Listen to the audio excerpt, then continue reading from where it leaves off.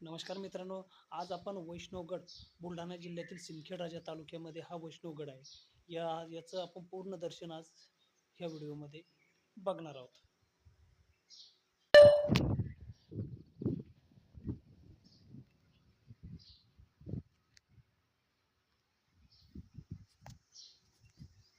अशा पद्धतीने हे पूर्ण मंदिर आहे.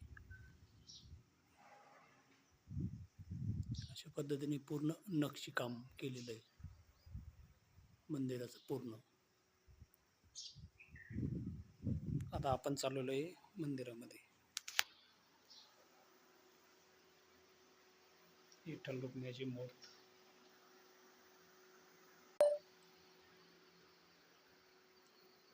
अशा पद्धतीने हा मंदिर पूर्ण परिसर आहे.